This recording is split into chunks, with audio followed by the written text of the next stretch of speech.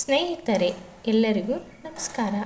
ಹಲ್ಲಿಗೆ ಹೊಡೆದು ತೊಂದರೆ ಕೊಟ್ಟಿರುವ ಪಾಪ ಪ್ರಜ್ಞೆ ನಿಮಗೆ ಕಾಡುತ್ತಿದ್ದರೆ ಈ ವಿಡಿಯೋದಲ್ಲಿ ಹೇಳಿರುವ ಹಾಗೆ ಮಾಡಿ. ಪ್ರತಿಯೊಬ್ಬರೂ ಒಂದಲ್ಲ ಒಂದು ರೀತಿಯಾಗಿ ಹಲ್ಲಿಗೆ ತೊಂದರೆ ಮಾಡಿರುತ್ತಾರೆ. ಭೂಮಿ ಮೇಲೆ ಬದುಕಲು ನಮಗೆಷ್ಟು ಅಧಿಕಾರವಿದೆ ಅಷ್ಟೇ ಅವುಗಳಿಗೂ ಅಧಿಕಾರವಿದೆ.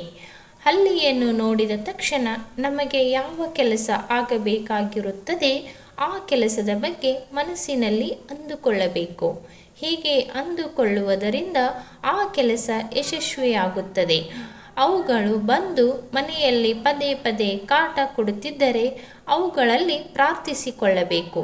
ನೀವುಗಳು ನಮ್ಮ ಮನೆಯಲ್ಲಿ ಬರಬೇಡಿ, ನಿಮ್ಮನ್ನು ಪೂಜಿಸುತ್ತೇನೆ ಎಂದು ಪ್ರಾರ್ಥಿಸಿಕೊಳ್ಳಬೇಕು.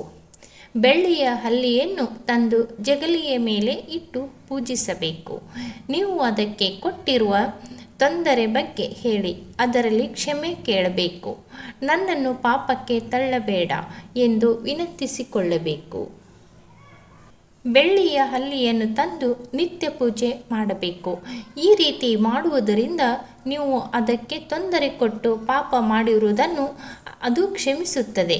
ಅಂದರೆ ಶ್ರೀಮನ್ನಾರಾಯಣ ಕ್ಷಮಿಸುತ್ತಾರೆ ಎಂದು. ಹಲ್ಲಿ ಎಂದರೆ ಲಕ್ಷ್ಮೀನಾರಾಯಣ ರೂಪದಲ್ಲಿರುತ್ತದೆ. ನಮ್ಮ ಎದುರಿಗೆ ಹಲ್ಲಿ ಕಂಡರೆ ನಮ್ಮ ಮನಸ್ಸಿನಲ್ಲಿ ಏನು ಅಂದುಕೊಳ್ಳುತ್ತೇವೆಯೋ ಅದು ಅದಕ್ಕೆ ತಿಳಿಯುತ್ತದೆ. ನೀವು ಯಾವಾಗಲೂ ಅದಕ್ಕೆ ಪ್ರಾರ್ಥಿಸಿಕೊಳ್ಳಬೇಕು.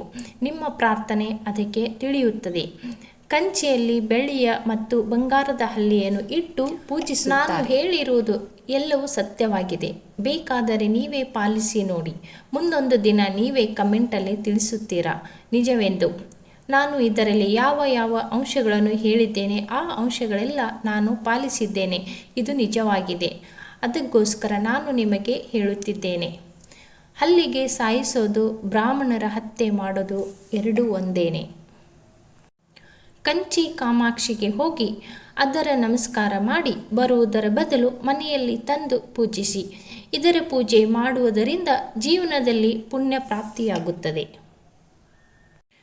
ಈ ವಿಡಿಯೋ ನಿಮಗೆ ಇಷ್ಟವಾಗಿದೆ ಎಂದು ಅಂದುಕೊಳ್ಳುತ್ತೇನೆ. ಹೆಚ್ಚಿನ ಮಾಹಿತಿಗಾಗಿ ನಮ್ಮ ಚಾನಲ್ಗೆ ಸಪೋರ್ಟ್ ಮಾಡಿ, ಸಬ್ಸ್ಕ್ರೈಬ್ ಮಾಡಿಕೊಳ್ಳಿ. ನಿಮ್ಮ ಪ್ರೋತ್ಸಾಹ ಇದ್ದರೆ ಮಾತ್ರ ನಾವು ಒಳ್ಳೊಳ್ಳೆ ವಿಷಯಗಳು ತರಲು ಸಾಧ್ಯ. ಎಲ್ಲರಿಗೂ ಧನ್ಯವಾದಗಳು.